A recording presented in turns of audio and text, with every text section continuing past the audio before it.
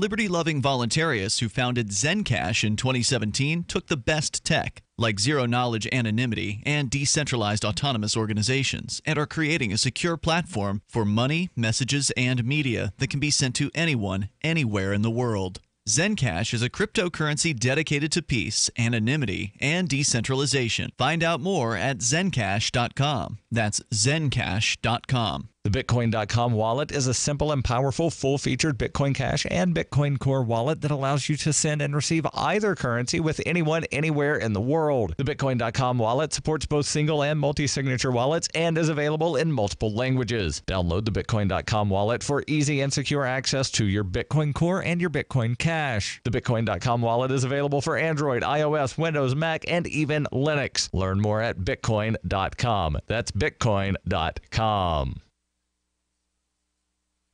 Is spreading the message of liberty, cryptocurrency, and peace around the globe worth $2 per month to you? As you may already know, in addition to our internet feed, LRN.FM broadcasts on free-to-air satellite across North and Central America, as well as Sub-Saharan Africa. And we've been available on satellite for free 24/7 since 2010. The LRN.FM free-to-air satellite signal is reaching some of the most oppressive regimes in the world, and there's no doubt our ideas are making an impact. You can learn more about the channel's impact by watching the 3-minute video at fund.lrn.fm. If you'd like to help free minds globally with our ideas of liberty, cryptocurrency, and peace, you can donate as little as $2 per month via fund.lrn.fm. You can help us continue and expand our satellite broadcast to multiple continents. Visit fund.lrn.fm today, and thank you for your help. Don't forget to share the link on social media. That's fund.lrn.fm. Did you know we've taken our LRN.FM telephone listen line to a new level with the LRN.FM audio on demand line? Now you can call 712-770-8447 anytime and listen to LRN.FM's live feed. And you can listen to a bunch of our original shows on demand. Long distance fees may apply. Just dial 712-770-8447 and choose from the menu. 712-770-8447. Hi, this is Mark Edge of Free Talk Live. Michael W. Dean's book, User's Manual for the Human Experience, changed my life. In a culture that attempts to turn you into a compliant victim, this book gives you implementable steps on everything from how to be aware of your environment walking down the street to business, to how to handle a toxic person in your life. If you're a human, you need to read this book at least once. Go to Amazon and get the Kindle version, or paperback, or an audiobook of A User's Manual for the Human Experience. While our satellite channel is free to listen to, it's not free for us. You can help us cover our satellite costs with the chip-in on the right side of the page at lrn.fm.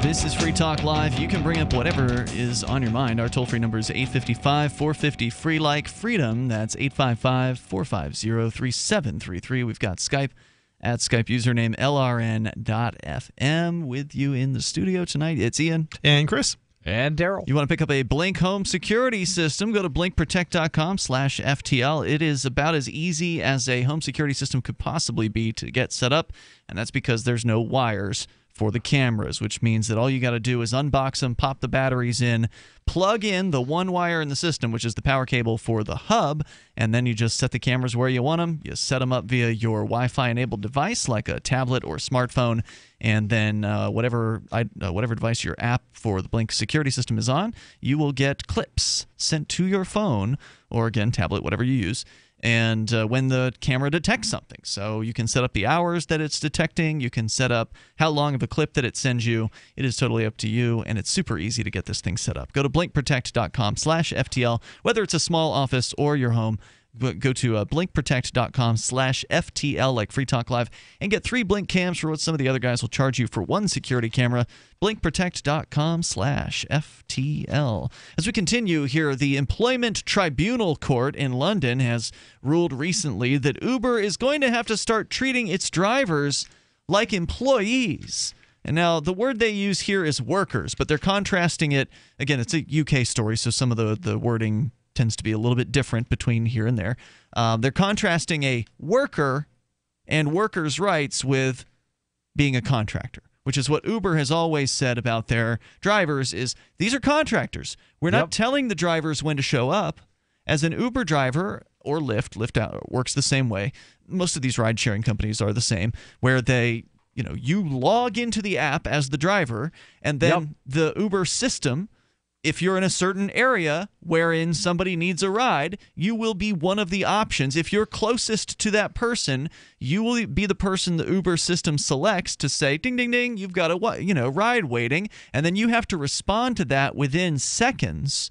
Because if you're not paying attention to your phone, they don't want you to be the driver. They want somebody who's there, who wants to work, somebody who's ready, who's paying attention, who's going to be able to get to that person as quick as possible. So if you miss out, if you're busy with something, you ran into the grocery store to grab a drink or go to the bathroom or something, and you miss a potential ride, you didn't log out of the app beforehand or something like that. If you miss a ride, you will get a ding on your record, and they're going to be less likely to send you rides in the future. So they've got a really interesting system that makes sure that the person who wants a ride gets a ride from the closest potential driver to them. It's very, very smart.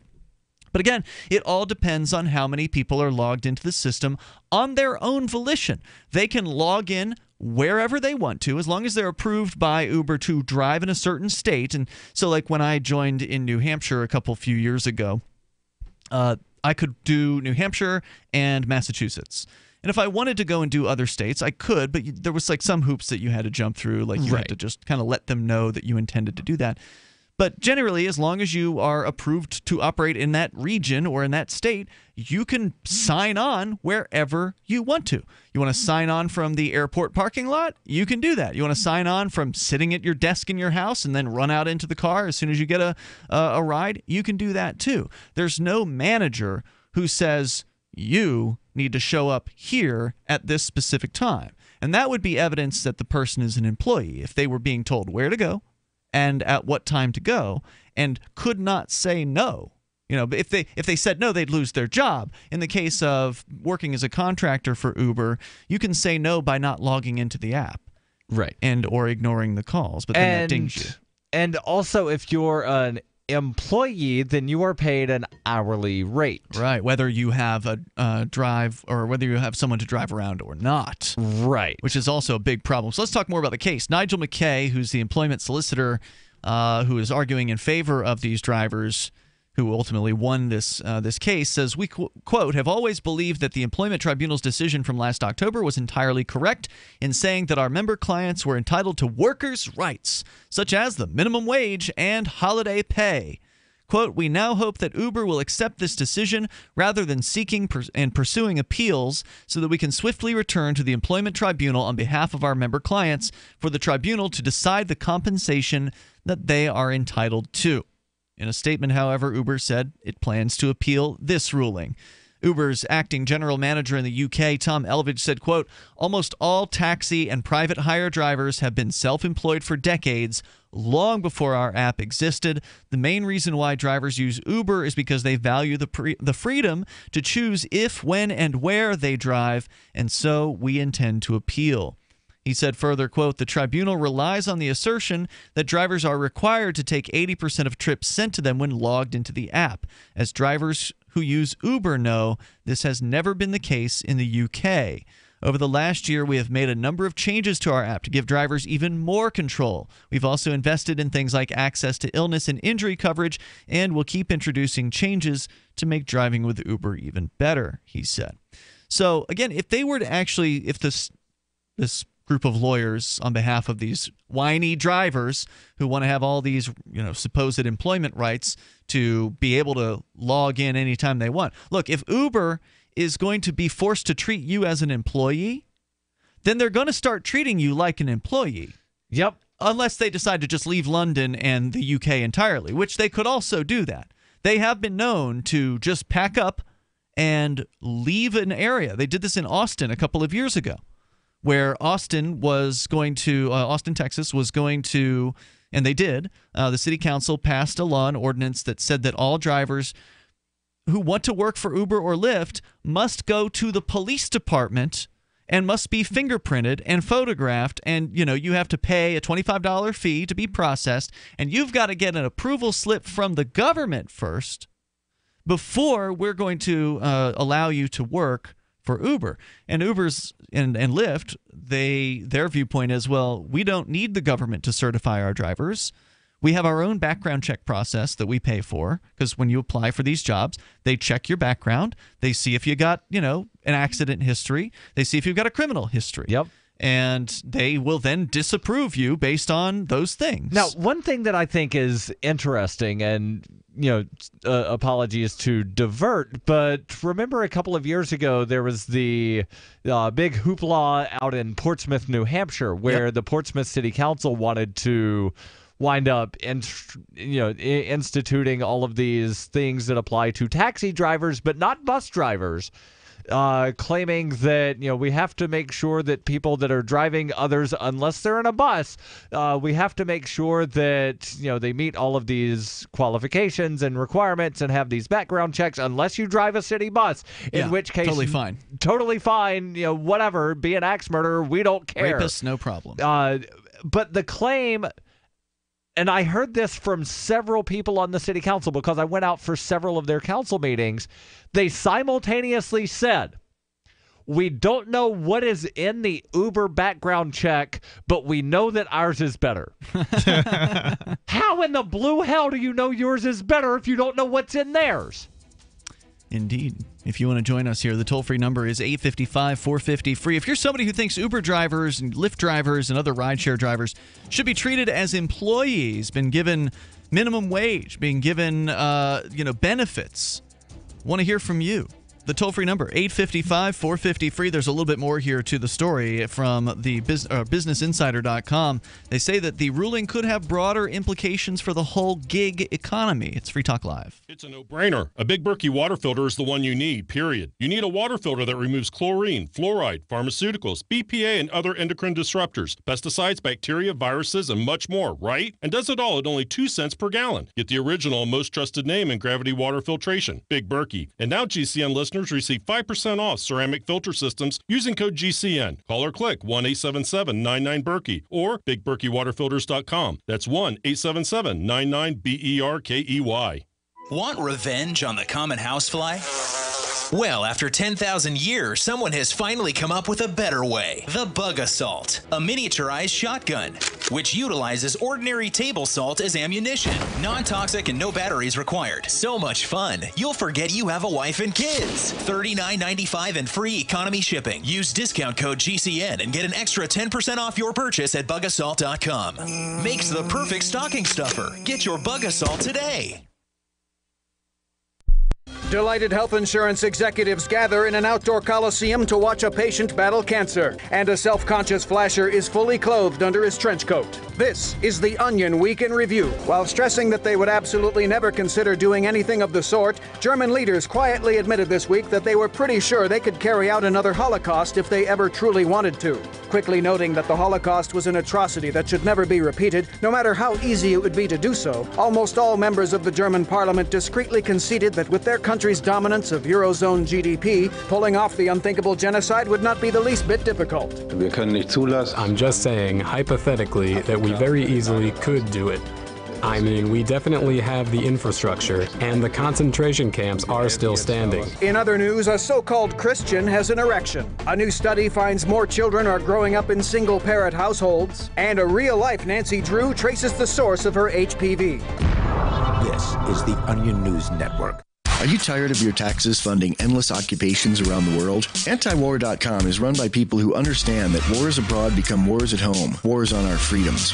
Antiwar.com is dedicated to bringing you the latest in news, views, interviews, and reviews from the top movers and shakers in the anti-occupation movement. Antiwar.com has it all, from thorough foreign policy analysis to interviews with whistleblowers who used to run the military-industrial complex. Anti-war, pro-free market. That's antiwar.com. If you want to know the latest about Free Talk Live before we go on the air, all you need to decide is how you want it delivered. It's your choice. Visit news.freetalklive.com. You can get emailed announcements and participate in contests via our email updates list. Plus, we have a Twitter account that you can follow and a Facebook page where you can become a fan. So visit news.freetalklive.com to get news about Free Talk Live as soon as it's announced and the way you want it delivered at news.freetalklive.com. That's news.freetalklive.com. Since time began, tyrants have taken aim at personal liberties. Now there's a movie that aims back.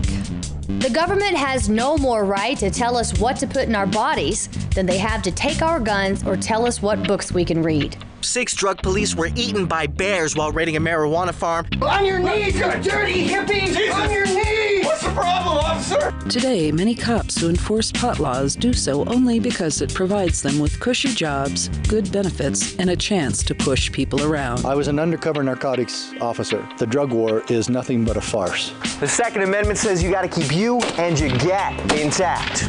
Guns and Weed, The Road to Freedom. A film by Michael W. Dean and Nima Vadati. DVD available now at gunsandweed.com or on Amazon. That's gunsandweed.com. Makes the perfect gift. Remember, that's gunsandweed.com. Do you love Twitter? Make sure you favorite the LRN.FM Twitter account so you can receive our tweets at twitter.lrn.fm. That's twitter.lrn.fm.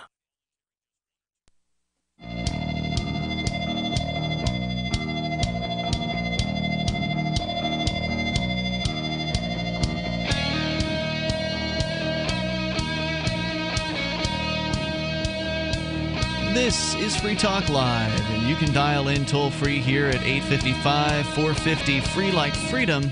It's 855-450-3733. We've got Skype, and the Skype username is LRN.FM. Big ruling out of the UK. An appeals court of employment court decided that Uber is going to be having to consider their contractors as employees, or workers as they're called in the UK.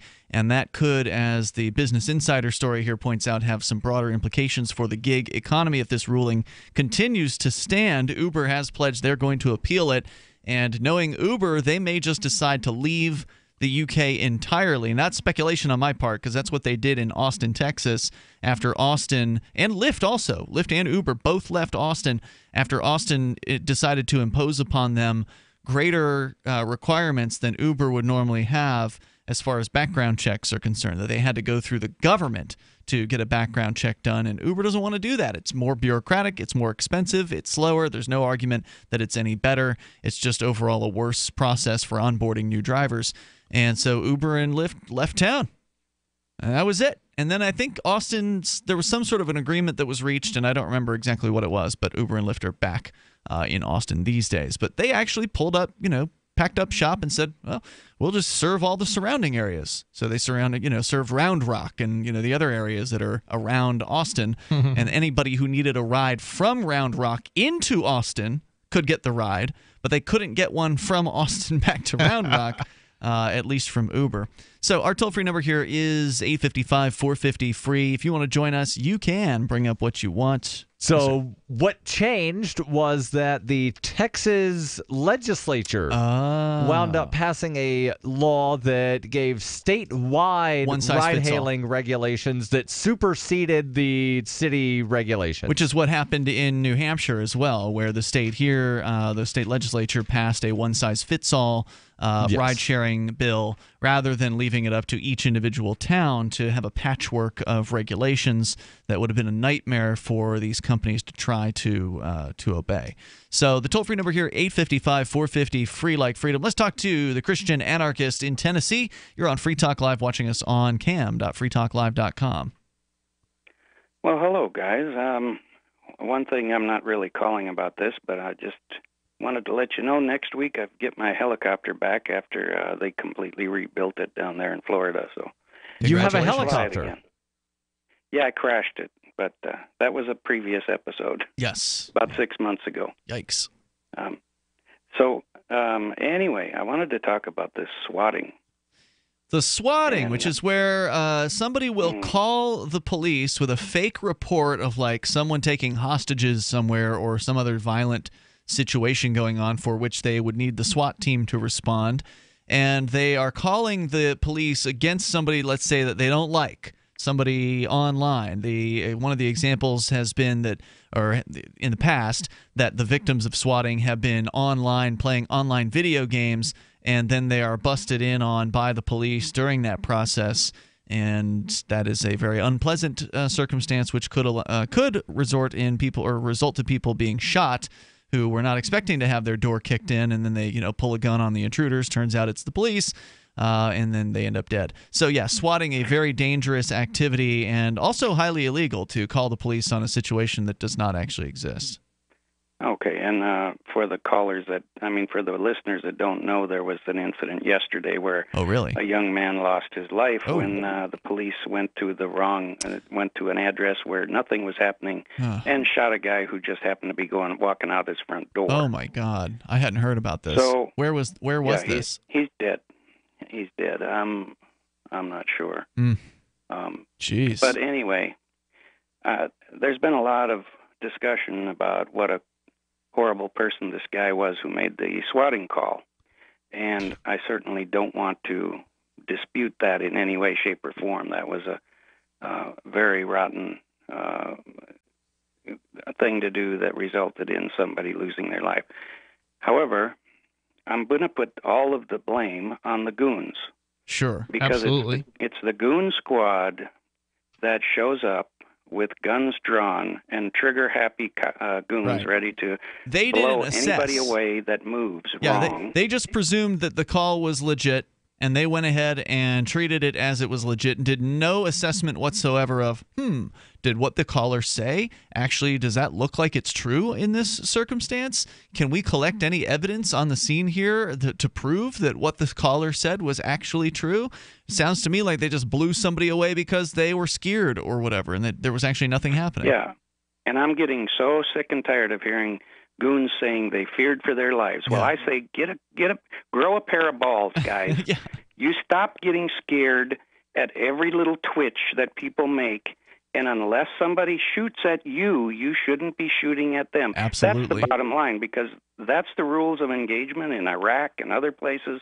Unless somebody actually pulls a gun on you and threatens to shoot, is in the act of shooting at you, you're not allowed to shoot that guy in Iraq. Why are you allowed to shoot that kid down there in the slums? Great point. Yeah, I've seen this kind of situation before. If you're not receiving fire, if you're not ducking those bullets, keep your muzzle down. That would be the responsible thing to do to try to minimize the loss of life, but we all know that the police aren't punished when people lose their lives in most cases. What were you saying, Chris? Yeah, I've seen this before, not in a swatting case, but where police have, they know they believe there's a warrant out for somebody's arrest, and they're very quick to put their hands on the guns and unlock them and do the trigger. And I got some video of this actually happening. With somebody that I go out and chase after, or not chase after, but cops. I go after cops and monitor them and see what they're doing and police keep an accountability. Eye on. Yeah, police accountability, exactly.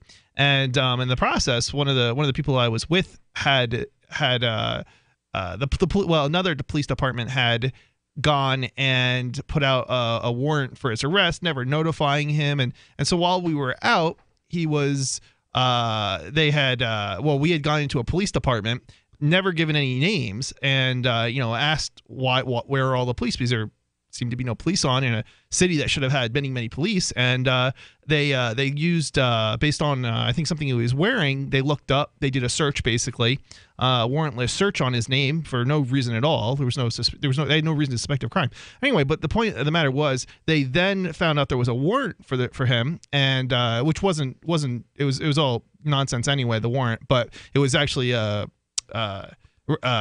retribution for basically filing a police report complaint on a police officer in another case. Anyway, but these guys, they had their guns. They had two guys, and they were ready to pull them out and shoot without any information. There had been an alert on the radio, I guess is what happened, And so without even having verified anything that there even was a warrant, they were ready to shoot. Yeah, but there's and no these punishment guys, for them. Every gun, I learned gun safety back in the 60s.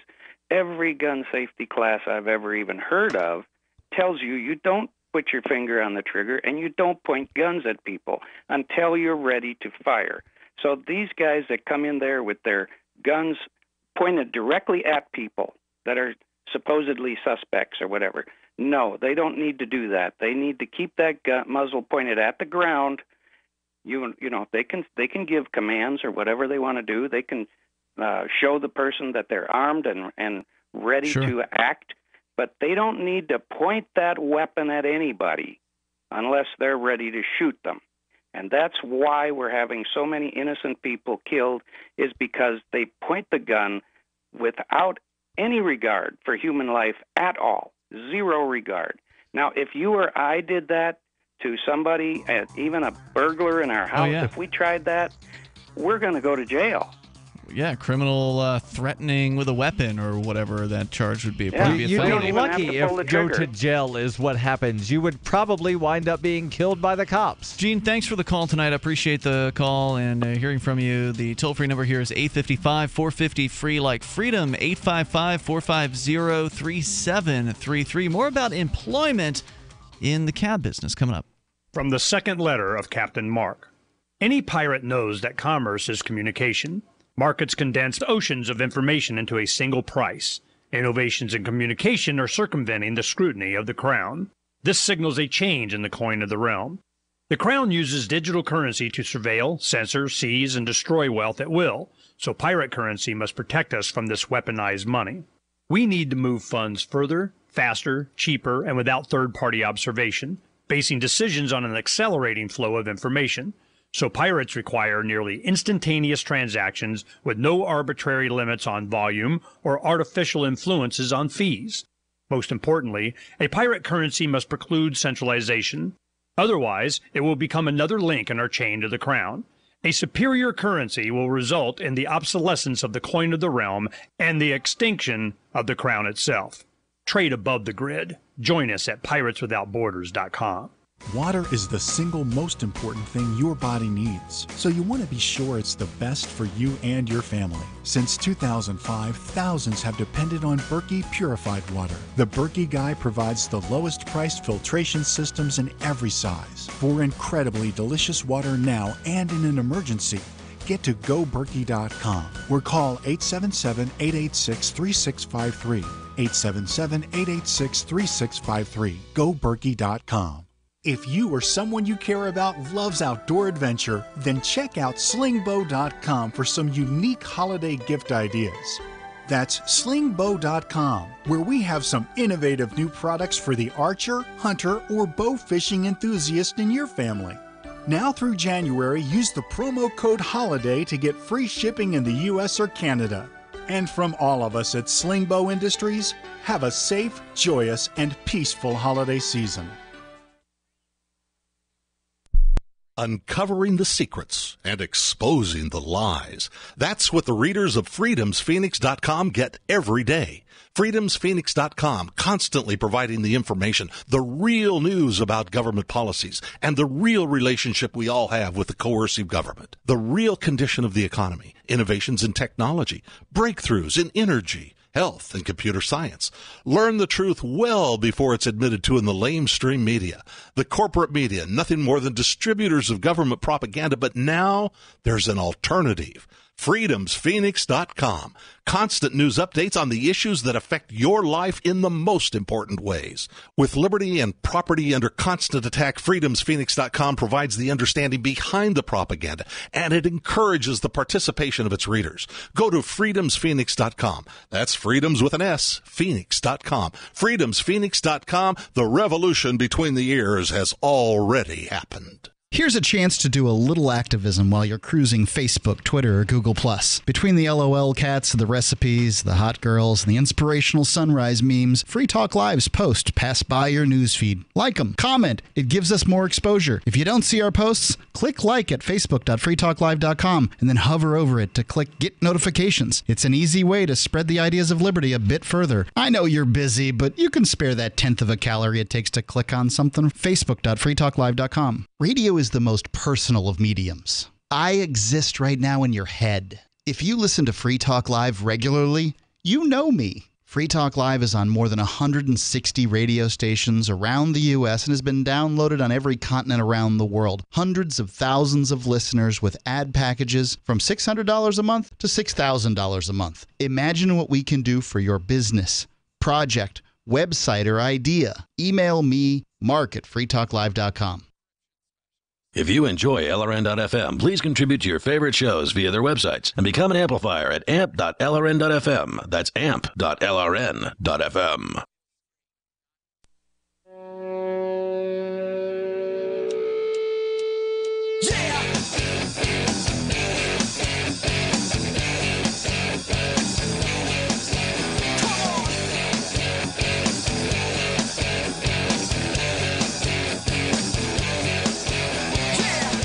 Talk Live. You can dial in toll free to bring up whatever you want. Our number is 855-450-FREE, like freedom. That's 855-450-3733. And we've got Skype as well, so feel free to Skype on in here at Skype username LRN.FM. We are in the studio here in beautiful Keene, New Hampshire, where it is about 0, I think, degrees outside today.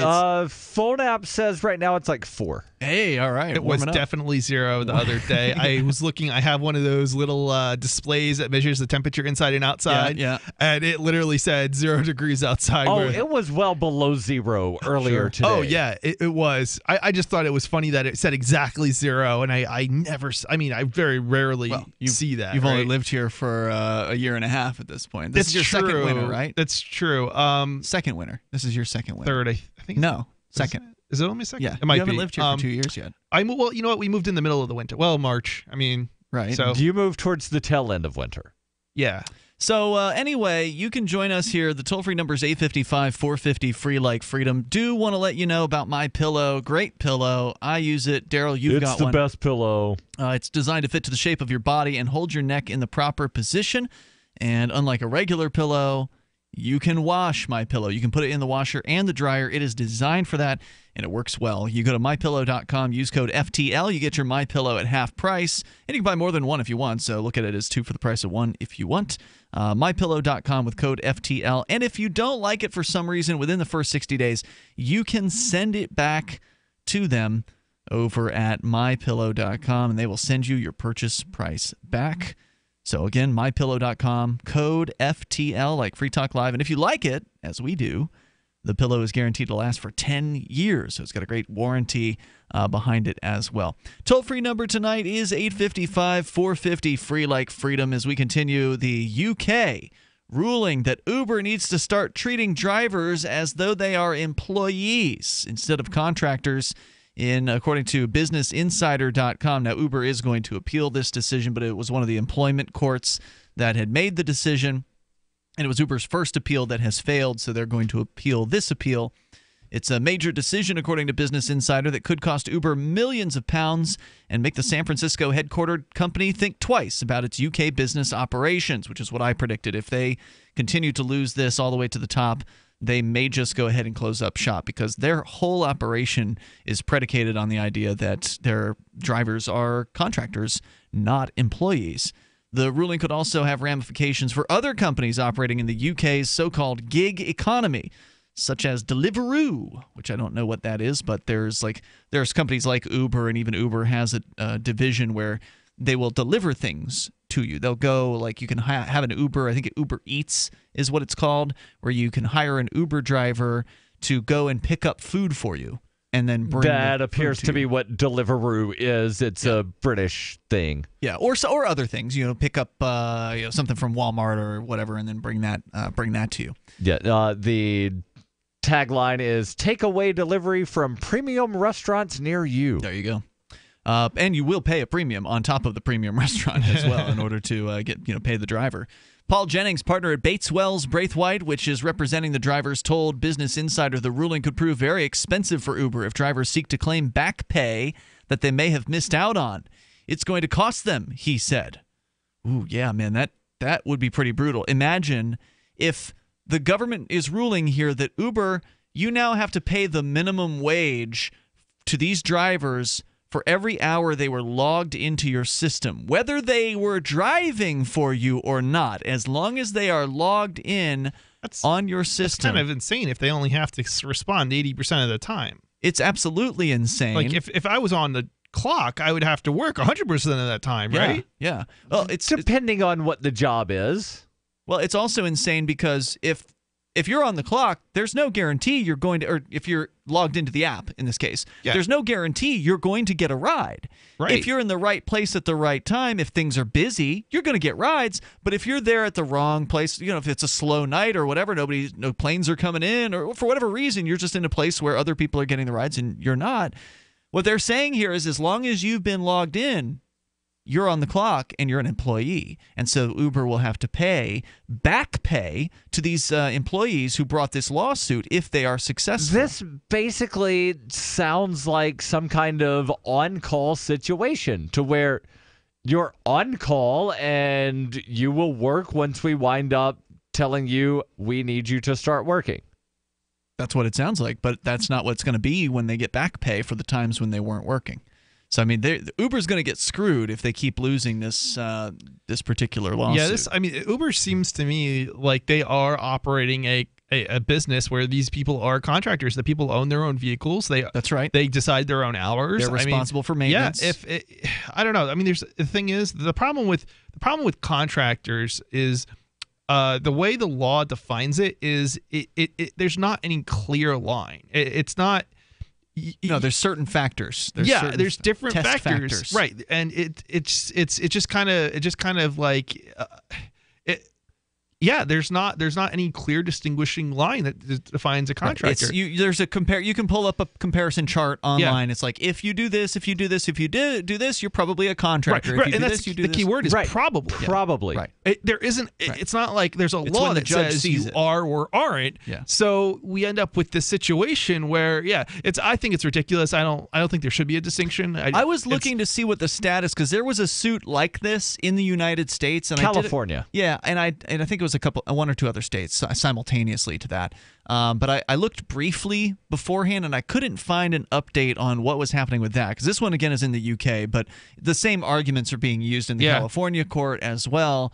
Uber drivers says here, or again, this is one of the attorneys for the drivers, quote, they've achieved market dominance at the expense of drivers. If they want to continue here, they just have to accept that these are the basic standards, unquote. But Uber drivers shouldn't get too excited about the prospect of receiving standard worker benefits just yet. Uber is planning to appeal the decision, meaning the case could end up being dragged through the Court of Appeal and the Supreme Court in the UK. Jennings said it's conceivable that some Uber drivers could end up being workers and some could end up being self-employed. So status of the cases, April of 2016. So it's been a while. Okay. Uber actually wound up settling the class action suits in California and Massachusetts. Were ordered to pay upwards of $100 million to drivers that were in the cases. That's insane. But they were then allowed to continue categorizing drivers as independent contractors rather than employees. Wait, so Uber decided it was cheaper to pay $100 million to these whiny drivers? Under the two suits brought in California, Uber must pay $84 million to roughly 385,000 drivers. That does sound familiar. We with talked a about second payment of $16 million due if Uber goes public, with a valuation that increases 1.5 times from the December 2015 valuation. The government is basically agreeing in that case that they're right, but now they're saying, well, we're going to continue to take it to court or continue to this. The government wasn't involved except that they ran the court in that case. Uber was being sued by drivers. There were two class action lawsuits. So Okay. All right, Chris. So me, you, and all the other Free Talk Live hosts take Ian to court to say, we're employees. And Ian says, no, you're volunteers. But you know what? There's a bunch of you, and you can pull your resources to keep this going longer, and it's just cheaper for me to go ahead and say, shut the hell up, here's some money. Because they don't want a ruling that says that they have to treat their contractors as employees. So, to Uber, it was cheaper to pay $100 million out to these people. Well, so $84 million with a possible additional 16. $84 million, not chump change. I was thinking this is some regulatory agency coming in here in California and courts. It's just the courts. Gotcha. So they decided it was cheaper to pay $84 million than risk losing this case, which might put them out of business. They're gonna, what's crazy about this is they're gonna get blackmailed again. It's they're gonna get another suit. Yeah. Now they're gonna cough up $86 million. All right. Well, let's bring in a different set of drivers and we'll have them sue.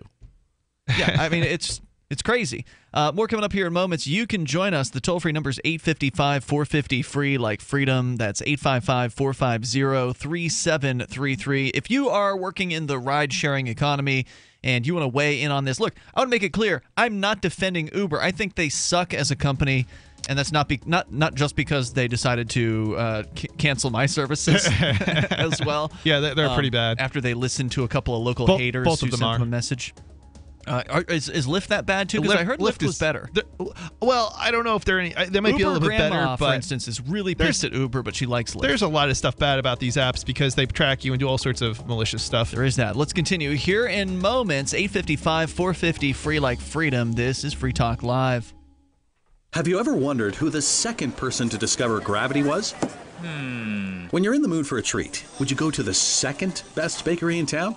Or how about the name John Breckenridge? Recognize it? If you don't, that's because he came in second to Abraham Lincoln. The firsts are first for a reason. Just how ID Stronghold was the first to create the technology to protect your credit cards from thieves with RFID chip scanners. ID Stronghold products block signals from those scanners, so thieves can't capture your critical data. Get a stronghold on your personal information and protect your family too. Don't settle for the second best wallet. Pick up ID Stronghold wallets for everyone on your list this holiday season. They're the perfect stocking stuffer, with leather wallets starting as low as $20 on Walmart.com, eBay, Amazon, and QVC. Save 10% by using coupon code PRESENT for a limited time. That's coupon code PRESENT only on IDStronghold.com. IDStronghold.com. This Your Family Today tip is brought to you by Juicy Juice, 100% juice, providing a full serving of fruit in every 4 ounces. Visit us at juicyjuice.com. When it comes to nutrition, kids need both fruits and vegetables every day to stay healthy and grow. For the ideal mix, your kid should have at least 1.5 cups of any veggie or 100% veggie juice, and 1 cup of any fruit or 100% fruit juice a day. For more tips like these, visit us at parenthood.com/yourfamilytoday. So you've heard all 3 hours of the latest episode of Free Talk Live, and you're still hungry for liberty-oriented audio content? Did you know that we have another 24/7 audio stream at LRN.FM? The Liberty Radio Network airs the latest episodes of some of the best liberty-oriented podcasts on the internet around the clock. In addition to recorded content, you'll also hear live shows like Free Talk Live, originating from our Keene, New Hampshire studio. So listen anytime at LRN.FM. That's LRN.FM. You're listening to the live edition of Free Talk Live. Hour number 3 is next after the news here on the Liberty Radio Network at LRN.FM. From Keene in the Shire, the Liberty Media capital of the world, this is Darryl W. Perry, host of FPP Radio News for Friday, December 29th, 2017. Silver is trading at $16.91 per ounce. Gold is valued at $1,299 per ounce. Bitcoin is trading at 8.9 cents, and the average price of Bitcoin is $14,357.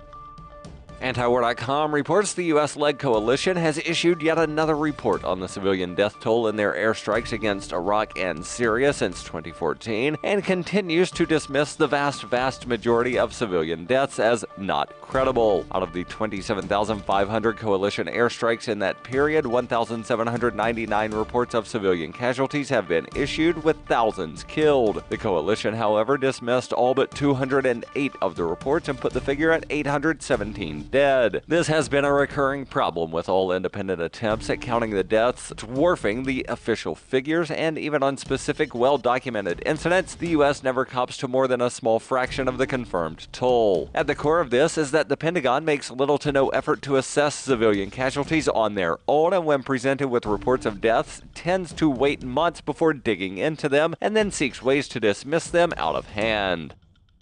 For over 40 years, Roberts & Roberts Brokerage has been a trusted source for buying and selling precious metals like gold and silver. And as a Bitcoin-preferred business, Roberts & Roberts Brokerage has removed the minimum purchase amount for all orders paid in the digital currency. Call Roberts & Roberts Brokerage today for knowledgeable advice on buying and selling precious metals and a forward-thinking approach to new technologies. 800-874-9760 or visit online at rrbi.co. UPI reports a new California law set to take effect on January 1st will allow people too drunk to drive home to receive a free ride home. Assembly Bill 711 allows alcohol manufacturers and licensed sellers to offer free or discounted rides home to would-be drunk drivers through ride-sharing services, taxicabs, or other transportation providers. Under the previous law, alcohol manufacturers and licensed sellers were restricted from offering free rides to prevent them from giving incentives to encourage more alcohol consumption. However, the new law restricts the act of offering rides in exchange for more alcohol purchases. California was one of only a handful of states that prohibited alcohol sellers from offering free rides. According to KTLA-TV, an analysis of the bill stated AB 711 would allow California to join over 44 other states in which this type of drunk driving prevention is legal. Uber, one of the ride providers that plans to participate by offering ride vouchers, said it supports the legislation. Anheuser-Busch and Lyft already partnered together last year for a ride-sharing program that has so far provided thousands of rides to drinkers across the country. Born into a devastating world and raised among the crowd, the Cloudwalker assumes a new identity and begins the unrelenting quest for truth. In this epic journey, he discovers dark secrets about aspects of his previous life that he once trusted. Through the journal of the Cloudwalker, he shares both the traumatic hardships and the eternal beauties of his experiences. Dear Society by the Cloudwalker is available from Amazon.com and all major bookstores. Reuters reports Americans scrambling to prepay 2018 state and local taxes before year-end may not be getting the federal deductions they hoped for, but that did not slow the rush on Thursday in some of the nation's highest-taxed municipalities. Municipal coffers are fattening up as taxpayers pay now with the hopes of avoiding a new $10,000 limit on deductions for state and local income and property taxes from their federal bill in April, part of a sweeping law signed by U.S. President Donald Trump last week. The rush prompted the IRS to caution homeowners late on Wednesday that prepayment of property taxes may not be deductible. A full deduction depends on when the property taxes were assessed. That detail may have caught many off guard. That's news to me, said Mary Rappaport, a resident of Fairfax County, Virginia, who waited with 24 others to prepay at 8 fully staffed windows at the county's Department of Tax Administration. After consulting with a DTA representative, Rappaport still paid her 2018 property taxes in advance after learning about the IRS note. She said, "It will reduce my mortgage payments, but it's not the kind of advantage I was hoping for. It made me feel defeated." Critics of the federal tax bill see capping the deduction for state and local income and property taxes, known as SALT, as punitive to high-tax states like New York, New Jersey, and California. New York Governor Andrew Cuomo stepped up his attacks on the new tax legislation on Thursday, saying it unfairly targets high-tax states and may be unconstitutional. This has been FPP Radio News, online at fppradio.com. This is the Onion Week in Review. A study finds that Americans need 6 hours of uninterrupted sleep at work in order to leave the office feeling refreshed and alert. Leading endocrinologists told reporters that more and more people are pulling all-dayers and drinking coffee just to keep themselves awake for meetings and conference calls, and that in order to be properly rested, employees should arrive at work, check their email for a few hours, and be sound asleep by 11:30 a.m. at the very latest. In order for the body to properly function, adults need to make sure that they're well rested and they're not staying up too late at work. The Lord our God, divine creator and ruler of the universe, announced Wednesday that he does not consider human beings his most impressive creation, saying instead that mountains are categorically superior in every way. Claiming that mankind was a good creation and worthy of praise, the deity explained that human beings simply pale in comparison to the slopes, valleys, and sheer magnitude of a snow-capped 20,000-foot mountain, and that while all humans eventually grow old and die, mountains last forever. This is the Onion News Network.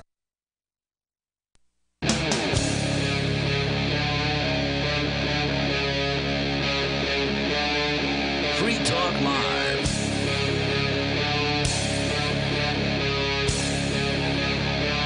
This is Free Talk Live. Dial toll free to bring up whatever you want. Our number here is 855-450, free like freedom. That's 855-450-3733. We've got Skype at Skype username LRN.FM.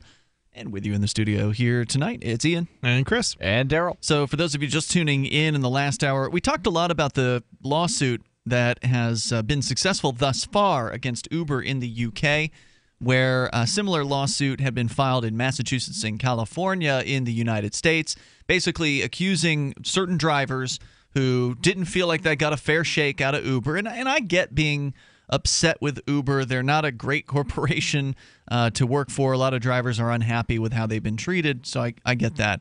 But I'm sorry. When I signed up for Uber as a driver, and I did, I worked it for a short period of time before some local haters contacted Uber and got me basically canned, even though I had a perfect 5-star rating. But regardless, that all aside, in these cases, the drivers, they want more than what they originally agreed to. Because they want to change the contract after the fact. That's exactly what they want to do. This is totally they're having ridiculous. Success, and they're having success at it. When you start working for Uber, they make it clear to you, you are a contractor. All right, Here so are the deals. Hold on, I want to kind of not necessarily play devil's advocate and take the side of the drivers, but Chris, you said they want to change the contract. Yeah. Well, Uber corporate, they can change the terms of service whenever they want to. That's a problem. So why should the drivers not also have the opportunity to at least attempt to change the terms of service? If I'm not mistaken, they can pull out at any time? They can, yes. Okay, well, there you go. That's not changing the terms of service. That's saying I'm no longer working with you. He's saying that's the recourse that drivers have. Yeah, I mean, you have recourse, right? It's if they change the terms, then you can say, no thanks. Okay, right, no but thanks, that's not my question. My question is, can the drivers try to change the terms of service, or is it only a one-way thing to where Uber corporate says, we're changing, and, well, damn it, if you don't like it, leave? They can certainly try to change the terms of service. And that's what they tried to do. And Uber's probably going to say no. And if Uber says and that's no, what they tried. They tried to change the terms of service, which you admitted they tried to change the contract. Right. Well, going through the courts is kind of you still have a potential bargaining position in the sense that you can still team up with others and say, hey, we're going to go on strike, or you can go and say, hey, if you don't like the terms of service that I'm putting forward, which because you're probably a smaller entity or group of people, right? They can say no, and at that point you have the option of setting up your own Uber or going to Lyft, or and there has been competition. There's been Cell 411. Cell 411 is a very decentralized competitor. There's also smaller Uber competitors out there as well that are operating in Austin. There's also a possibility that you could go and get hired to be a cab driver. It's not like these options don't still exist. But again, that was not my question.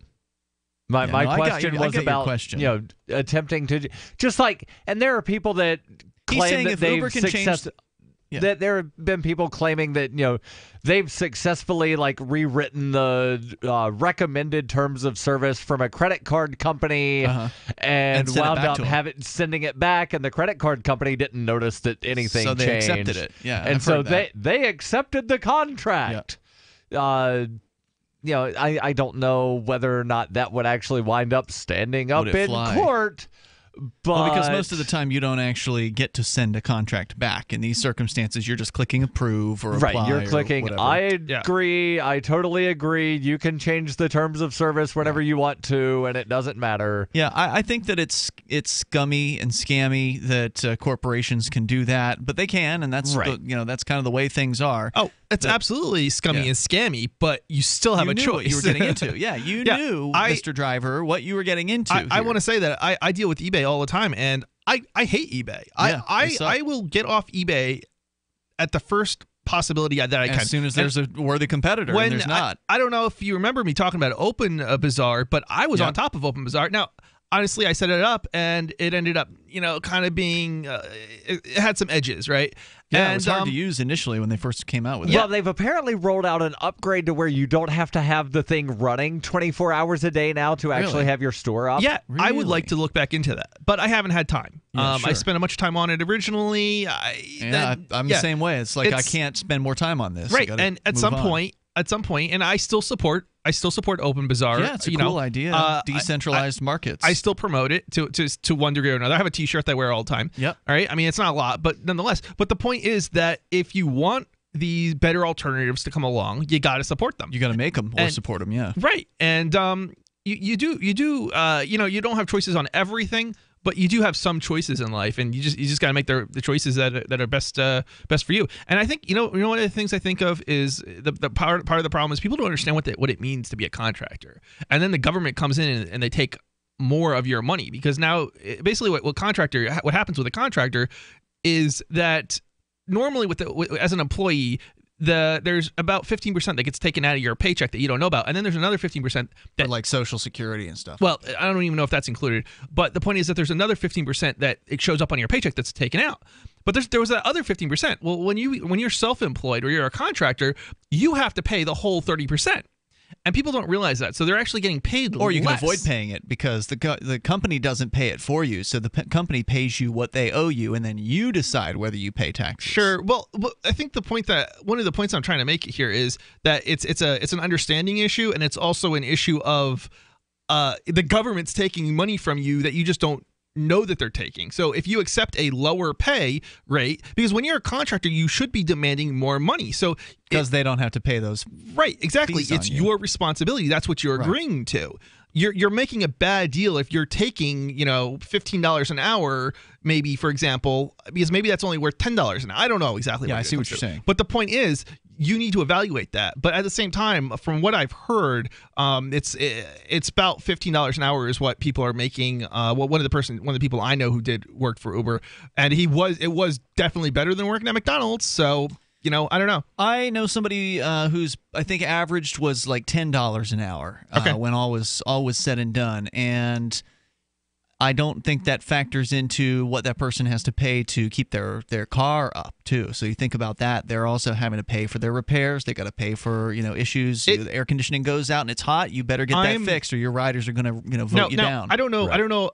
You've looked into Uber more, so you actually drove for them for a short time. Right, exactly. So I would imagine that there's probably different amounts that you're getting depending on where you're driving, right? It will differ based on the city. So Uber, this is one of the problems with Uber is they centrally plan the rates, which is one of the nice things about Cell 411's ride share. If it would really catch on, and it hasn't, unfortunately, but it's a great, I think, option for that app, is with Cell 411, each driver can set their own rates. Each driver can set, what payment methods that they will accept. Whereas with Uber, you have to take the way Uber wants you to get paid, which is through credit cards, and you have to take the amount per mile and the amount per minute or whatever that Uber wants to charge based on what they think the market can bear. So they probably base it based on what cabs cost in the market and try to undercut the cab cost. So yes, there are different rates based on different places. Yeah. So were you going somewhere with that question? No, I mean I think that was I think that pretty much sums up what I had to say about it. So if you want to join us here, the toll-free number is 855-450-FREE like freedom. Since we're talking about Uber, the Motley Fool has an Uber recap saying they've had a terrible 2017 in the worst of ways. The company is in the midst of trade secrets lawsuits, consumer protection lawsuits, and bans from cities. It's trying to fix its culture of sexism, had to apologize for covering up a massive customer data breach, and is still transitioning after investors forced out its founder and CEO, Travis Kalanick. Here's how the year played out for Uber. In the wintertime of this year, Uber kicked off its horrible year with a $20 million fine from the Federal Trade Commission over claims that it exaggerated its potential earnings, or its earnings potential when recruiting new drivers. For example, the FTC said Uber claimed on its website that Uber X drivers in New York City earned an annual median income of more than $90,000, when it was actually more like $61,000. The company agreed to pay the fine, and we'll tell you a little bit more about some of the bad stuff that happened to Uber this year. You can take control of the airwaves, bring up what you want on Free Talk Live. I got my Blink home security system delivered right to my door. I downloaded the app and it walked me right through the easy setup. Even with my complicated router system, I was done in like 10 minutes. Now it notifies me whenever something moves in front of the wireless cameras, or I can just check it whenever I want right from my phone. And I got you a deal. Get 3 Blink cams for what the other guys charge you for 1, plus an extra 10% off. Visit blinkprotect.com/FTL. blinkprotect.com/FTL. blinkprotect.com/FTL. Thinking about getting into cryptocurrency? It's time you looked into Dash. Dash is digital money that you can use to send instant and private payments anywhere for pennies. Dash offers a decentralized network where miners are rewarded for keeping it strong and safe. Dash has made a huge impact in the crypto world. Start your journey. Check out dash.org for more information. And get in now on the future of cryptocurrency. Dash.org. The Bitcoin.com wallet is a simple and powerful full-featured Bitcoin Cash and Bitcoin Core wallet that allows you to send and receive either currency with anyone, anywhere in the world. Download the Bitcoin.com wallet for easy and secure access to your Bitcoin Cash. It's perfect for beginners, and the Bitcoin.com wallet makes using and holding Bitcoins easy. No logins are required. The Bitcoin.com wallet is available for Android, iOS, Windows, Mac, and even Linux. Learn more at Bitcoin.com. Cryptocurrencies are successful because of good technology. The liberty-loving voluntarists who founded Zencash in 2017 took the best tech, like zero-knowledge anonymity and decentralized autonomous organizations, and are creating a secure platform for money, messages, and media that can be sent to anyone, anywhere in the world. Zencash is a cryptocurrency dedicated to peace, anonymity, and decentralization. Find out more at zencash.com. That's zencash.com. Why did you move to the Shire? I moved here to the Shire because there's other people around who take liberty just as seriously as I do. I moved to the Shire because I saw videos of people challenging authority and thought that I could get support myself. It called to me, like, do this right now. I wanted to be around people like me who got it. And once I got here, I knew there was nowhere else that I wanted to be. I've always wanted to change the world. So I moved to the Shire to join people who were actually working towards doing the same thing. The people here are awesome, loving, and positive. It was for the adventure and for the feeling of something important is happening here. And I just wanted to come to sort of be part of that. Visit ShireSociety.com to read and sign the Shire Society Declaration and learn the reasons why, if you love liberty, you should immigrate to the Shire. Plus, add yourself to the Shire map at ShireSociety.com. That's ShireSociety.com. LRN.FM is proud to announce our official listening apps for Android and iOS devices. Now you can easily tune into our streams anywhere, anytime on your smartphone or tablet. Just visit apps.lrn.fm or search for LRN.FM in the Android or Apple app stores. Please download, rate us 5 stars, then share the link on your social media and let your friends and family know how you're listening to LRN.FM. Download it now, free at apps.lrn.fm. What do you shop for that you could otherwise buy at Amazon? Pretty much everything, right? Amazon has competitive pricing and they deliver, and that's a big plus. If you could plan ahead in your shopping, would you be interested in saving up to 33%? There's a catch. You have to do your shopping in Bitcoin. But imagine those savings. It's like a huge raise. All you have to do is go to saveitpurse.com. We've saved thousands, and you can too. Plan ahead and save. Saveitpurse.com. You can put the Liberty Radio Network on the air in your area. Visit broadcast.lrn.fm to learn how. Broadcast.lrn.fm.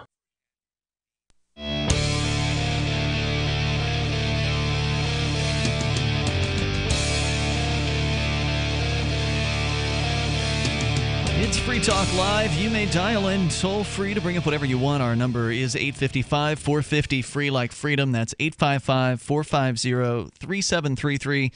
As Bitcoin's market relevance continues to be chipped away at by the rise of the alternatives, the rise of other competitors like IOTA, Dash, Cardano, which is one of the new ones in the top 10 recently. Don't know much about it, but it's there. It just hit number 5. Ripple knocking the longtime number 2 Ethereum out of its number 2 slot earlier today to take the number 2 slot. I mean, it's just interesting watching all of this go on as Bitcoin, while it's still number 1 and still number 1 by quite a distance, it's losing its total dominance in the marketplace. It is now at 38.5% dominance, which means that if you look at the total market cap of all cryptocurrencies combined, which is now over $600 billion for the whole world, that's all of the value in all of the cryptocurrencies, the over 1,000 cryptocurrencies that are out there. Bitcoin is 38.5% of that. Now, that's still a big chunk because if you look at the list over at, let's say, coinmarketcap.com, you can see Bitcoin currently has over 233 billion of that 600 billion. Thing is, a year ago, Bitcoin's market dominance was like 85-90%. So the altcoins a year ago used to be nothing in comparison to Bitcoin. But now the altcoins combined are more valuable than Bitcoin. And so it's been an amazing turnaround this year for these alternatives, these competitors to Bitcoin. But nonetheless, Bitcoin still is the king of the block. It still is the one that is the most relevant because it's been there the longest. It was the granddaddy of all of these things, and it is still on the top. If you want to learn about Bitcoin, because now there's more than one Bitcoin, you can go to bitcoin.com. There's some great news there, news.bitcoin.com. They've got an excellent news site. They've got a mining pool. They've got tools that you can utilize to easily convert Bitcoin to U.S. dollars and Bitcoin Cash to U.S. dollars. Check it out over at bitcoin.com and enjoy the site because it's completely free. They've got a forum that you can interact with other Bitcoiners on. Once again, it's all over there at bitcoin.com. Great place to go and get more information. Wow. I was just looking here at coinmarketcap.com. Ripple. The new number 2 cryptocurrency, which just blew up in the last 24 hours. I mean, it's been doing very, very well all year, but in just the last 24 hours, over 82% gains in Ripple from one day to the next. It is now at over $100 billion in value on its own. That's got to be a first. I don't know if Ethereum ever hit $100 billion because I know that Ethereum recently was at like $75 billion. $100 billion, the first competitor to Bitcoin to, I think, cross that threshold has been the Ripple currency. And I don't even know if that one qualifies as a cryptocurrency. I've got a lot of questions about Ripple. I'm glad a lot of people are making money on it. You know, goddess bless you for that. But well, it definitely fits the definition of cryptocurrency, Okay. but it might not be a decentralized currency, and those are two different things. I see. And it may not be open source, I think, is what you said as well on that. I don't know enough about it, honestly. So I know I know there's a lot of weird, shady stuff going on with the Ripple, but the fact that it exists, sort of, on the internet, if you will, it fits the technical definition of cryptocurrency. I don't know what they're defining cryptocurrency as, but it would seem to me that it doesn't. There's a number of cryptocurrencies that just don't match up with the spirit of what a cryptocurrency, Satoshi's original intentions. Right. Yeah, that kind of what it really means to be a cryptocurrency. I mean, because is PayPal a cryptocurrency? No. I mean, No. okay, it does use US dollars, I guess, and other. It's also probably not cryptographically secure. Yeah, you're right. Or decentralized. But I guess it doesn't have to be. So decentralized. a dictionary definition. But if Ripple's not decentralized and Tether's not decentralized and some of these other cryptocurrencies aren't decentralized, good point. Is it a cryptocurrency? Yeah, because to me, a cryptocurrency does have to be decentralized. Definition of cryptocurrency according to Google definitions: a digital currency in which encryption techniques are used to regulate the generation of units of currency and verify the transfer of funds, operating independently of a central bank. Independent of a central bank. Okay, because Ripple is independent of central banks, but it is very much tied in with the banks, from what I understand. Correct. And Ripple even put the regulator from New York, the guy who created the BIT license that destroyed the cryptocurrency industry in New York State, they put that guy on their board of directors. As soon as I saw that news headline, I was like, nope, not buying this stuff. So Ripple meets the technical definition, but it does not meet the spirit of what a crypto is. Yeah, I'm not at all a fan of that definition. It seems too broad to me.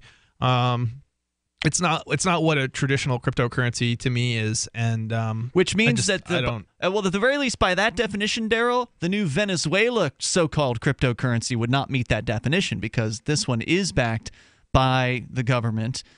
We can talk more about that because they claim they're going to be launching their oil-backed cryptocurrency in a matter of days. Now, of course, that could mean 365 days, but they're trying to make it sound like it's coming soon. Well, 1,000,000 days is a number of days. So we can talk more about crypto here in a moment. But again, check out Bitcoin.com for more about Bitcoin. Great place to go and learn the basics. We were just doing a quick recap here since we were talking about Uber earlier. And it's actually been a long time since we've discussed Uber here on Free Talk Live. We had covered it in quite a bit of detail over the years as they fought, I think, very honorably against government regulations, and then unfortunately started to ask for government regulations after they had fought against them. So they've sort of become the thing that they hate in a way like that. But going on here, so they were fined by the FTC for exaggerating their earnings potential when recruiting new drivers in New York City. The company agreed to pay the fine and started to move on with 2017 when a former Uber engineer, Susan Fowler, published a blog post highlighting the company's seemingly pervasive problem with sexual harassment. That led to an internal investigation, and a few days later, the company's senior vice president of engineering left the company once it was discovered that employees at Google, his former company, had made sexual harassment claims against him. In that same month, and we're still in February, by the way, Alphabet's Waymo, the new spun-off self-driving company that used to be part of Google, filed a lawsuit against Uber, claiming that a former Waymo employee misappropriated trade secrets relating to its autonomous driving tech. That lawsuit's still ongoing. And then just days after that lawsuit was filed, then Uber's CEO Travis Kalanick was caught on film arguing with and belittling an Uber driver when he and the driver got into a heated debate over Uber fares. Kalanick issued an apology after the video went public. And by the way, just so you know, Uber, one of the things they've done is sort of whittled down what their drivers can take home.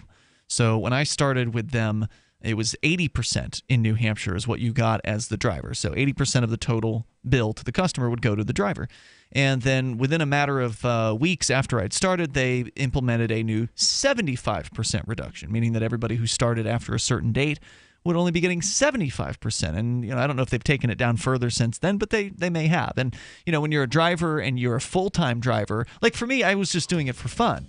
So like it didn't really matter to me that much. But if you're trying to feed a family and get the bills paid, and then all of a sudden the company you're working for decides to slash your rates by 5 or 10%, that's a shock to the system. You're not planning for that, and then all of a sudden you got to rebudget everything. This is the danger of getting on board with the biggest company in town. With a big corporation. They end up having a power against you. Yep, that's right. No competition. There's more on the way here. 855 450 free like freedom. Well, there is competition. Want revenge on a common housefly? Well, after 10,000 years, someone has finally come up with a better way. The Bug Assault, a miniaturized shotgun, which utilizes ordinary table salt as ammunition. Non-toxic and no batteries required. So much fun, you'll forget you have a wife and kids. $39.95 and free economy shipping. Use discount code GCN and get an extra 10% off your purchase at bugassault.com. Makes the perfect stocking stuffer. Get your Bug Assault today. It's a no-brainer. A Big Berkey water filter is the one you need, period. You need a water filter that removes chlorine, fluoride, pharmaceuticals, BPA, and other endocrine disruptors, pesticides, bacteria, viruses, and much more, right? And does it all at only 2 cents per gallon. Get the original and most trusted name in gravity water filtration, Big Berkey. And now GCN listeners receive 5% off ceramic filter systems using code GCN. Call or click 1-877-99-BERKEY or BigBerkeyWaterFilters.com. That's 1-877-99-BERKEY. So the protection of life, liberty, and property is what the Free State Project is all about. But it's an effort to move 20,000 people who understand. It's about demonstrating to the entire country that, yeah, we can have a free market, a truly free market. Making it just a freer, great place to live. It's the world's largest voluntarist libertarian community, and it's only getting bigger. That's amazing, to be able to move to a place where other people passionately believe in being free and independent. What the Free State Project is managing to do, though, is to put their money where their mouth is. Physically getting up across the country and saying, let's go someplace and let's demonstrate the power of these ideas. There's a lot of kind of philosophy that surrounds liberty. There's a lot of thinking about it and talking about it. But here in New Hampshire, people are doing it. 101 Reasons Liberty Lives in New Hampshire, a documentary by Free State Project Early Movers. Watch it free at 101reasonsfilm.com. 101reasonsfilm.com. Looking for a great real estate investment? Consider New Hampshire, which is ground zero for the Liberty Movement. Your first call should be to Mark Worden from Porcupine Real Estate. He's more than just a real estate agent. He's your New Hampshire concierge. Where are the best places to live? Do you want farm, city, the burbs, or forest? Do you want a duplex or multifamily building so that renters pay your mortgage? There are homes in all price ranges in New Hampshire, and Mark can help with financing too. Invest in liberty and property. Mark Worden can help. PorcupineRealEstate.com. There are lots of ways to listen to Free Talk Live. Our podcast has been around since podcasts began, and now the FTL feed is loaded with content besides our full show archives. Did you know that we make it easy for you to customize your podcast subscriptions? We have different feeds, one that includes only our full shows, one with just the Daily Digest, and one with just the Edgington Post. You decide what you listen to. It's quick and easy to customize your feeds at feeds.freetalklive.com. That's feeds.freetalklive.com. The easiest thing in the world for a reader to do is to stop reading, according to the late, great Barney Kilgore, who became managing editor of the Wall Street Journal in 1941 and grew the paper's circulation from 33,000 to 1 million by the 60s. And he'd be pleased to know that his paper is one of the few that people now pay to read online. Someone else pre-internet who realized that attention is fragile? Motown Records founder Berry Gordy. In the early 60s, when his label dominated the charts, he'd bring a dozen real people into the Hitsville, USA studios and audition songs. And he'd ask, if you were down to your last dollar, would you spend it on this record or would you buy a sandwich? Today, attention span seems like an oxymoron. For tips on cutting through the clutter, hit survivalspeech.com. I'm Holland Cook. You can connect with the Liberty Radio Network via our Facebook page at facebook.lrn.fm. That's facebook.lrn.fm.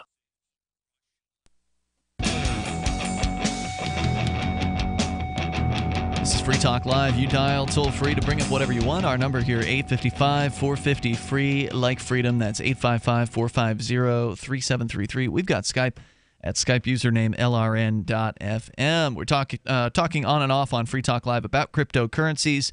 And so Dash, you should know about them. They are a digital money platform designed to replace cash and help people manage their own wealth. It's fast, it can be private and easy, fees are low, and transactions are quick and can be confirmed instantly. Even people who don't like Dash are using Dash simply because it's usable. It's useful. Yeah. People accept it. And you know what? If you don't like it, you can just shapeshift out of it. No problem. It's me purchase lunch every day, so right. I'm using it. It's amazing. And so thanks to Dash over at dash.org. You can learn a lot more about it and how you can pay anyone anywhere in the world anytime for just pennies on the dollar for a fraction of the cost of a Bitcoin transaction, where you might be paying $20 for a Bitcoin transaction today. You might, on a large, expensive Dash transaction, pay 3 cents worth of Dash. More likely, you're going to pay 1 cent worth of Dash to send your transaction there. So check it out over at Dash.org. Anyone can invest in Dash and earn rewards for helping run the Dash network. They've got a governance structure set up there where the masternodes can vote on proposals to help promote Dash and get Dash out there and advertise it and get it in front of people. And they're doing some really interesting stuff there. Go to Dash.org to learn more, and there's a lot of momentum behind Dash right now. Find out why at Dash.org. As we continue here with a bit of an Uber recap, since we were talking about it earlier. We were talking about their 2017, how bad of a year it was for them. Not only did they lose the case that we talked in detail about in the UK at the appeals court level, which basically means that if they keep losing, and they are appealing, but if they keep losing, they're going to possibly leave the UK because they are threatened by this case into having to treat their contractors as though they're employees, which is going to completely change their business model if they continue to operate there. But just a recap of what some of the other things they've had to face this year. Not even a week after the video surfaced of CEO Travis Kalanick debating with an Uber driver over the Uber fares, the New York Times published an article, and we did talk about this one, showing that Uber had created. Now, I love this. This is one of the. When I hear stories like this about Uber, I always appreciate what they do here. They created a fake version of their app known as the Gray Ball, which was used, I remember that. Yeah, it was used to deceive local government officials into thinking they were waiting for an Uber when they actually weren't. So what was going on here was Uber's constantly being investigated by local governments. And so if some government goon signed up with, Joe Smith at nyc.ny.us, one of those kind of government addresses, they would send that person this secret version of their app, this Gray Ball, that you as a regular user wouldn't get, but the government user would. Uber used its app to gather information about some of its users and then determined if they were local government officials or law enforcement, and the app then pretended to work but would show that no drivers were available in their area. The company made this move so it could operate in cities where the service may not have been approved. So they were basically using this fake app to fool the government police and investigators into not thinking that they can't get a ride from Uber there. Yep. Because they would try to sign up. And, they pulled out. Right. Do like a sting operation on them. You have to wonder if that really worked. It worked long enough until one of their employers or their former employees revealed this.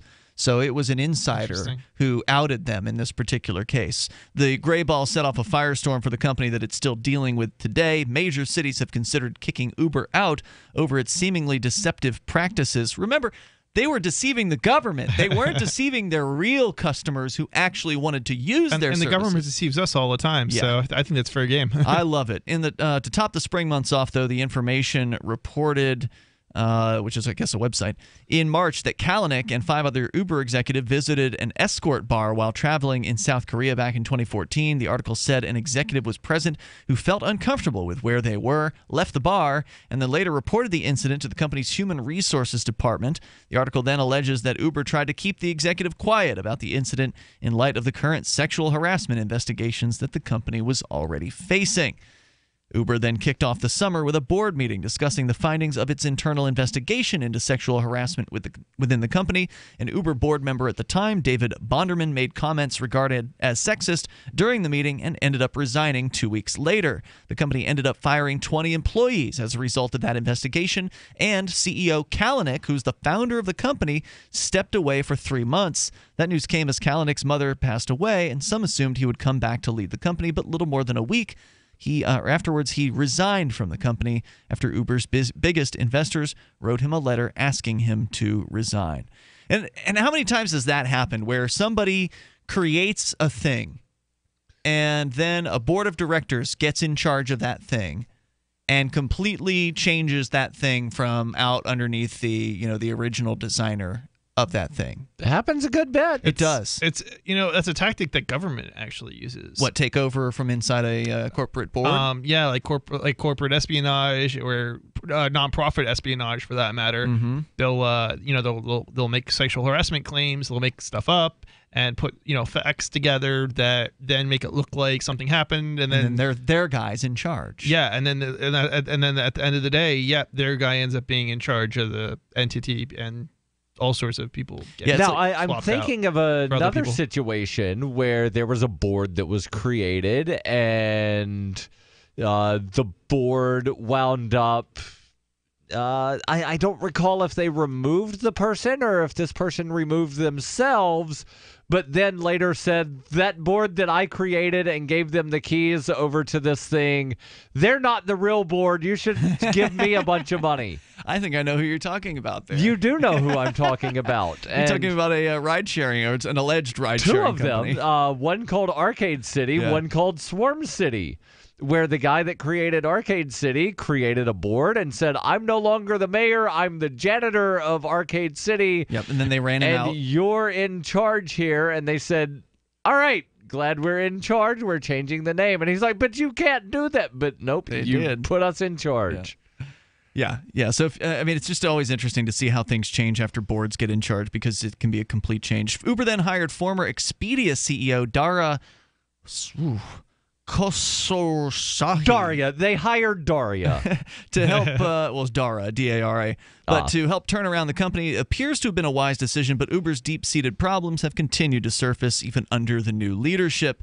In the fall, the Transport for London, London's highest transportation authority, said it wouldn't renew the license for the company to operate in the city.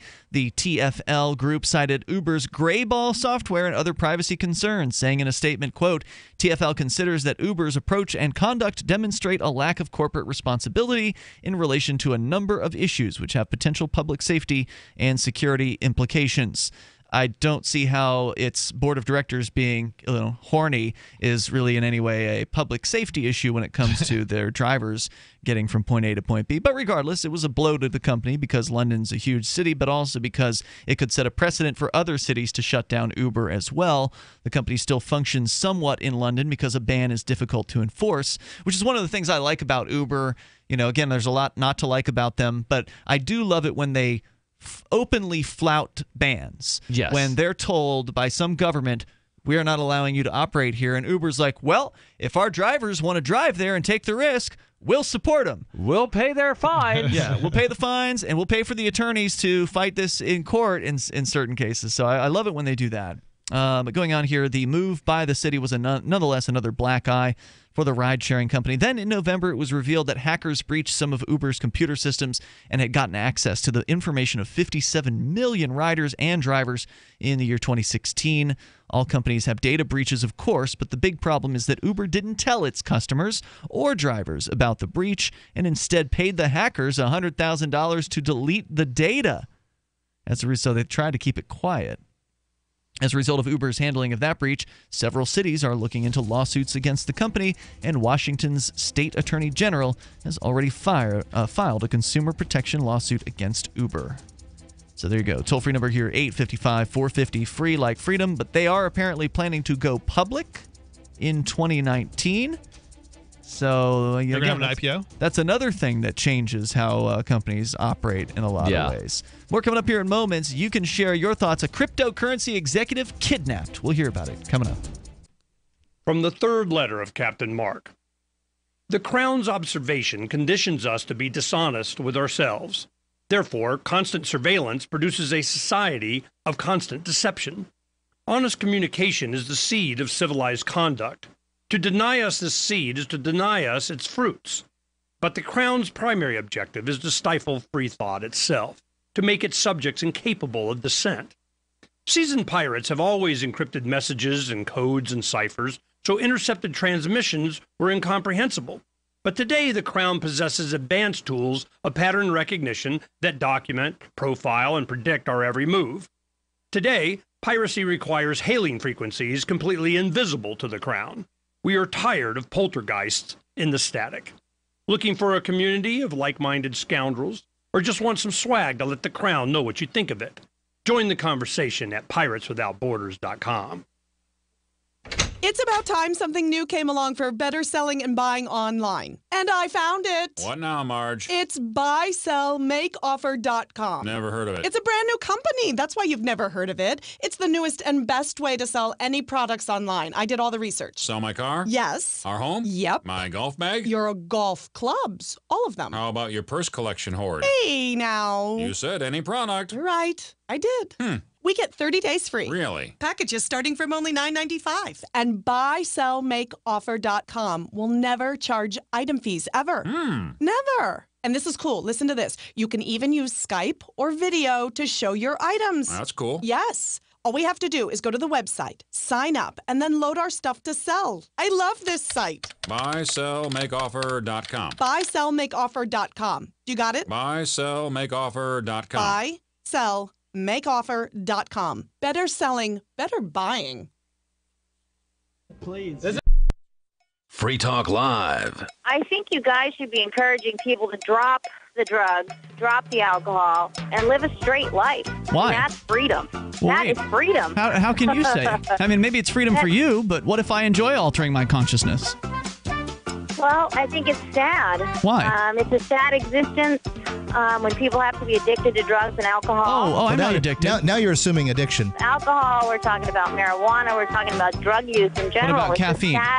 Are we talking about caffeine? I'm talking about something that what you just said is mind-altering. So caffeine certainly if you is. eat a chocolate candy bar, if you have a chocolate candy bar and there's caffeine in it, it doesn't get you high. You know what the difference well, wait a is. minute. Christy, I'm sensitive to caffeine, and I can tell you 2 Diet Cokes will make me a very angry man. Free Talk Live, 7 nights a week from 7 to 10 Eastern, live on the Liberty Radio Network at LRN.FM.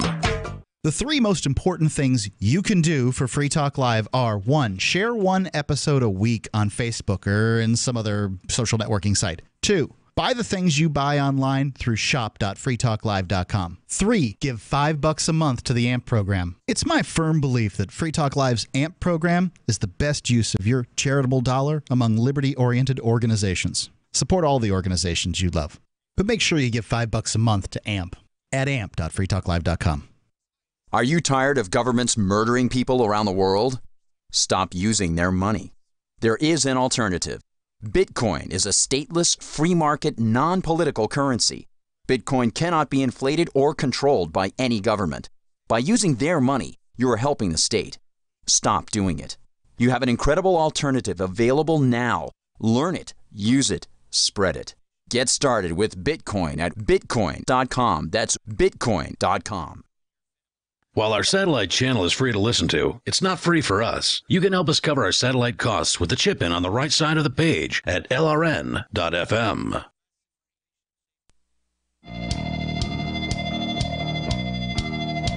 Free Talk Live. You dial toll free. Join us on the radio waves and bring up anything that you want. Our number is 855-450. Free like freedom. That's 855-450-3733. We do have Skype, so Skype on in here. It's Skype username LRN.FM. With you tonight, it's Ian. And Chris. And Darryl. As we continue here, a cryptocurrency executive has been kidnapped and ultimately released, as I understand it, after paying the, $1 million worth of ransom? Chris, you've got the story. This is all I've just seen in headlines, so I'm presuming it's the same guy that we're talking about here.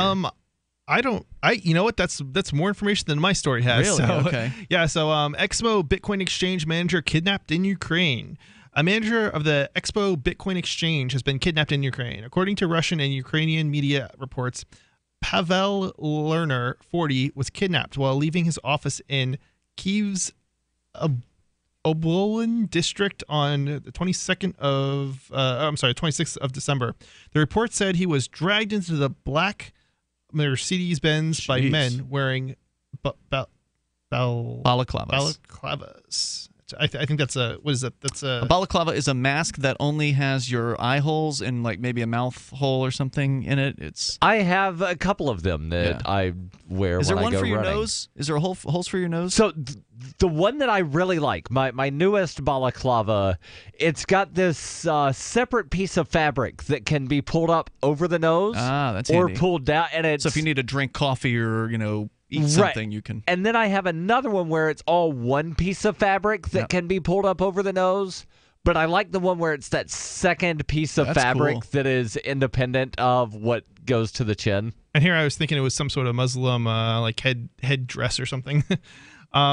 Police in Kyiv confirmed to the BBC that a man had been kidnapped on the day in question, but would not confirm his identity. A spokeswoman said that the matter was currently under investigation and that more information would be made public later on. Mr. Lerner is a prominent Russian blockchain expert, and the news of his kidnapping has stunned many in the international cryptocurrency community. Yeah, so here's the update for you from Newsweek, posted about 5 hours ago. Pavel Lerner, the 40-year-old Russian citizen and the head of the Exmo exchange, was again kidnapped. He, according to one source, told the Financial Times that he had paid $1 million worth of Bitcoin to secure his release from his captors. His abduction may be one of the first rare cases of kidnapping and extortion for cryptocurrency. So very scary stuff here. In a statement released Friday, Exmo confirmed that Lerner had been located and released. Quote, at the moment he is safe and there was no physical harm inflicted on him. Nevertheless, Pavel is currently in a state of major stress, therefore, and he will not provide any official comments in the coming days. Further, they said that we would like to note that the story of Pavel's abduction has overgrown with rumors that might tamper with the official investigation. That said, Exmo currently refrains from any comments or suggestions of own versions of the possible scenario in the nearest future. The company is unaware of who's responsible for the kidnapping, but it is being investigated by the Ukraine government. So that's interesting. So they actually got $1 million out of him. That's what the claim is. Yeah. Somebody claimed that to the media. That's interesting. I wonder if he had access to it, or because in this. So interestingly enough, in this article I've got, it says he does not, or he did not have access to those Bitcoins, which kind of suggests that, or their crypto. And somebody else might have. Somebody else must have paid it. Yeah, they maybe reached out to somebody that he knew that would have been able to pull a switch or something like that. Or possibly it's his own money. Or possibly. Yeah, we don't know. But it's scary nonetheless, and may bring some sort of truth to the claim that, remember when we read, I don't know if you guys were on the show, I don't remember who was, but there was this article written, or a post over at Reddit by somebody who claimed to have been from the future. And I was on that night. Yeah, and they said that in the future there are going to be these like places where these Bitcoin billionaires or whatever will go to in order to have protection, like armed guards kind of protection from stuff like this happening. Yeah. So, before you know it, people like this Pavel may be under lock and key and under armed guard. There's already people with private security. I've known people interacted. In crypto, you mean? No, just other people wealthy, have private security. Rush Limbaugh's got private security. Right, other wealthy people already have to hire private security. Right. I know. I don't know if you guys know who Mark Shuttleworth. I don't think so. So he's the founder of Canonical, which is the biggest Ubuntu. It's a Linux distribution. Really? Okay. And he was. It was interesting the one time I interacted with him, and he had security there. It was very interesting. It's like a burly bouncer guy right next to him, one of those kind of guys. He had a bunch of people, I think. Really? Wow. Yeah, it definitely. Because John McAfee's only got one guy. Yeah. Well, I mean, okay. So this Mark I believe he's a billionaire, and so he may have more money than John McAfee. Yeah, he's gone to space and everything. Oh yeah, he definitely has more money than McAfee. But it was interesting because the second time I interacted with him, he didn't have the security. And I thought that was maybe you just didn't see them. Is it possible they were there but you didn't know? I don't think so. Okay. They were very well suited, and it was very obvious the first time. Okay. And the second time, I mean, I don't know where they would have been if there was. I think he kind of toned the security down over the years, for whatever reason, because these were different conferences, and so certainly there's already private security out there. So if people do feel like they need more protection, you can hire it. You can absolutely hire it. Yeah. Somebody who might be needing some protection, the Venezuelan president, Nicolas Maduro. I bet he's got no shortage of security agents who are well fed, unlike the rest of the country, because a lot of people in Venezuela would probably like to hurt this man, given that he has presided over the complete rundown of the country's economy. We've talked a lot about Venezuela on this program, but one of the more laughable news headlines out of Venezuela recently has been that they plan on launching their own cryptocurrency. Now, I've seen this described as a cryptocurrency and a digital currency, and it would seem to me that based on the definition that you read earlier, Darryl, that it would not qualify as a cryptocurrency because the definition you shared with us required the currency to not be issued by fiat, not be issued by, or not by fiat, but by a government, by a central bank. Correct. And this obviously is. They are going to launch what they're calling the Petro currency. They claim it will be it'll launch within days and backed by 5.3 billion barrels of oil worth $267 billion in a bid to offset a deep financial crisis.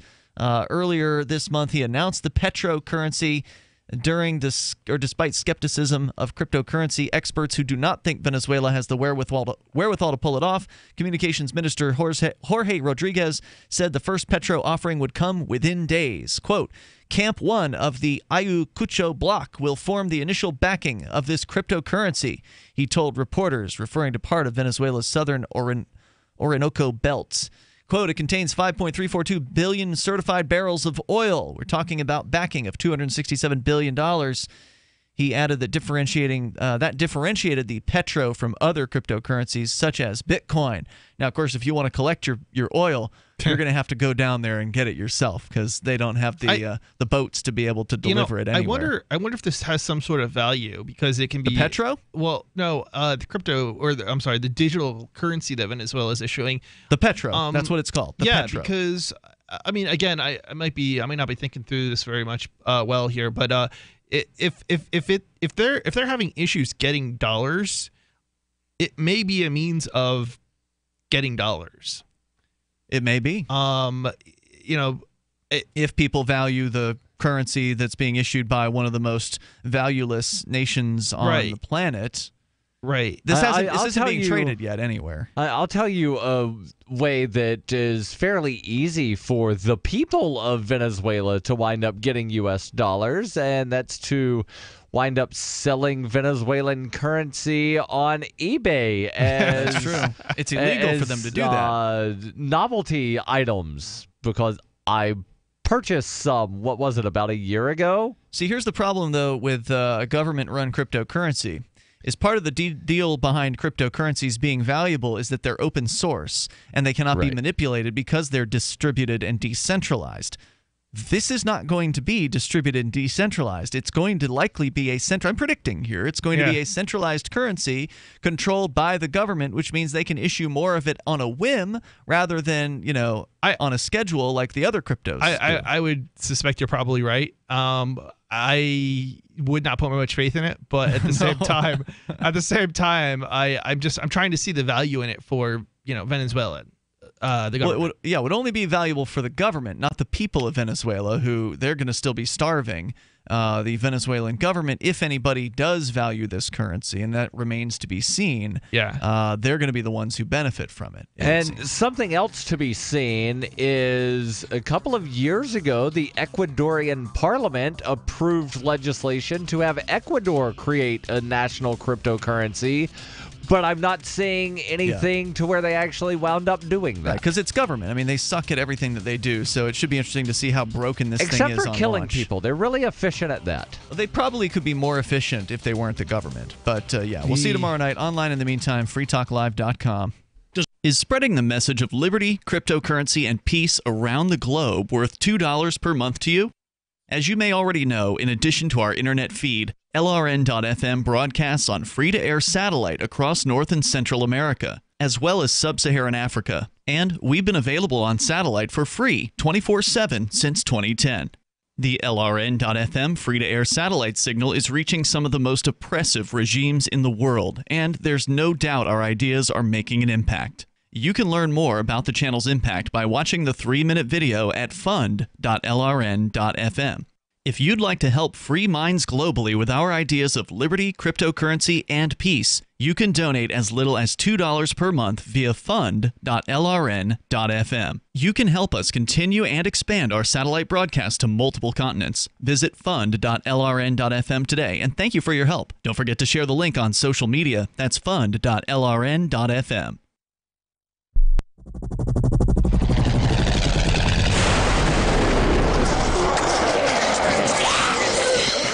In Survivor Max 2, School Bites, Max must scavenge through a wasteland swarming with the undead. Desperate to find the medicine he needs, he discovers a community of survivors at his former school. Has he finally found the safe haven he's been looking for, or will he discover that school bites? Look for Survivor Max on Facebook, read reviews on Amazon, and read Chapter 1 at survivormax.com. Did you know you can watch Free Talk Live during our live show 7 days a week from 7 to 10 p.m. Eastern via our studio cams at cam.freetalklive.com? Plus, you can chat with other listeners while you watch, all totally free. Now that our live video stream is hosted by YouTube, our video archives will be online even faster, so be sure to subscribe to our YouTube channel. Listen, watch, and chat all free at cam.freetalklive.com. That's cam.freetalklive.com. The latest episode of The Torchwood Report is next, after the news, on the Liberty Radio Network at LRN.FM. From Keenan, the Shire, the Liberty Media capital of the world, this is Darryl W. Perry, host of FPP Radio News for Friday, December 29th, 2017. Silver is trading at $16.91 per ounce. Gold is valued at $1,299 per ounce. Bitcoin is trading at 8.9 cents, and the average price of Bitcoin is $14,357. Antiwar.com reports the U.S.-led coalition has issued yet another report on the civilian death toll in their airstrikes against Iraq and Syria since 2014, and continues to dismiss the vast majority of civilian deaths as not credible. Out of the 27,500 coalition airstrikes in that period, 1,799 reports of civilian casualties have been issued, with thousands killed. The coalition, however, dismissed all but 208 of the reports and put the figure at 817 dead. This has been a recurring problem with all independent attempts at counting the deaths, dwarfing the official figures, and even on specific, well-documented incidents, the U.S. never cops to more than a small fraction of the confirmed toll. At the core of this is that the Pentagon makes little to no effort to assess civilian casualties on their own, and when presented with reports of deaths, tends to wait months before digging into them, and then seeks ways to dismiss them out of hand. For over 40 years, Roberts & Roberts Brokerage has been a trusted source for buying and selling precious metals like gold and silver. And as a Bitcoin-preferred business, Roberts & Roberts Brokerage has removed the minimum purchase amount for all orders paid in the digital currency. Call Roberts & Roberts Brokerage today for knowledgeable advice on buying and selling precious metals and a forward-thinking approach to new technologies. 800-874-9760 or visit online at rrbi.co. UPI reports a new California law set to take effect on January 1st will allow people too drunk to drive home to receive a free ride home. Assembly Bill 711 allows alcohol manufacturers and licensed sellers to offer free or discounted rides home to would-be drunk drivers through ride-sharing services, taxicabs, or other transportation providers. Under the previous law, alcohol manufacturers and licensed sellers were restricted from offering free rides to prevent them from giving incentives to encourage more alcohol consumption. However, the new law restricts the act of offering rides in exchange for more alcohol purchases. California was one of only a handful of states that prohibited alcohol sellers from offering free rides. According to KTLA-TV, an analysis of the bill stated AB 711 would allow California to join over 44